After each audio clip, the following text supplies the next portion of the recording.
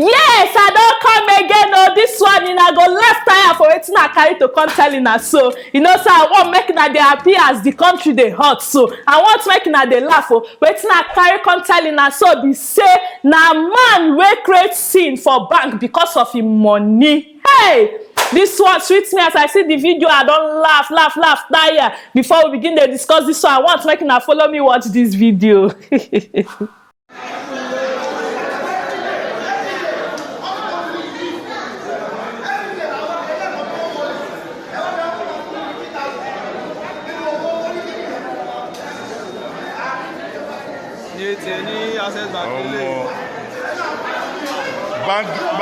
Drama in the bank. Drama in the bank.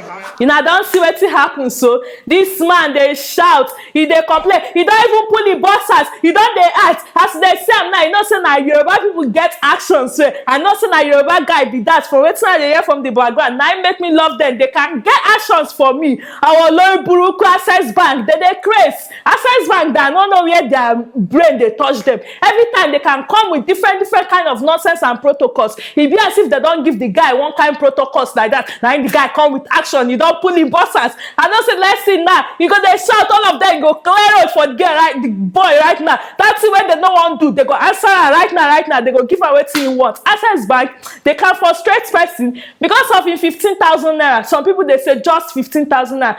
This guy had earn money. You know as he take also for the money for this country where would they?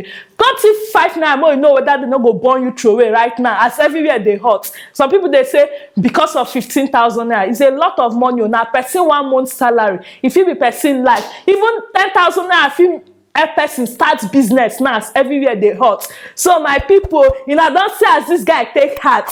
Access Bank now, so they take do me one time. My money when I did school that time, I go withdraw 5,000 naira. I go now as 5,000 naira be that time. I think 2010. Make I go withdraw. That's all my money take. That time waiting they call themselves. It be as if na I don't forget the name of the bank with Diamond Bank turned Access. Yes, the money can't enter ATM. My ATM enter. I work out for this money.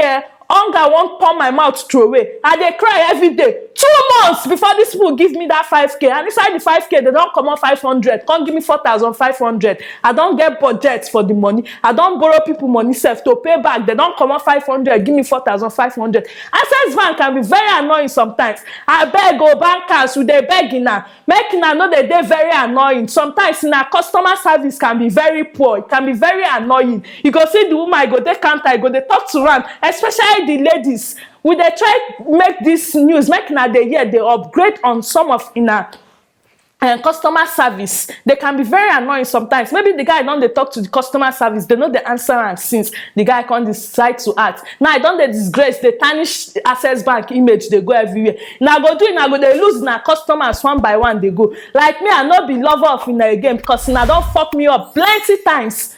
Stop fuck me up plenty times. So Access Bank upgrade though. Man, I know they making our customers, they act like mad people for in our bank every time they go. And I don't make this guy colonna. So Access Bank oh, no making our customers they colo again, they carry in our social media. So my people now the matter will be this. So in I don't say as our guy don't change am for Access Bank people. So my people stay tuned, man, and don't forget to they like, they subscribe, they comment for this our YouTube channel. If now not saying I want to watch more of my videos, more of my apropos, so make na they subscribe. If you not subscribe, you not go to see wetin they happen. So you need to dey subscribe, make you dey updated all the time. I love you now. Well, hey, stay tuned for next video. Bye.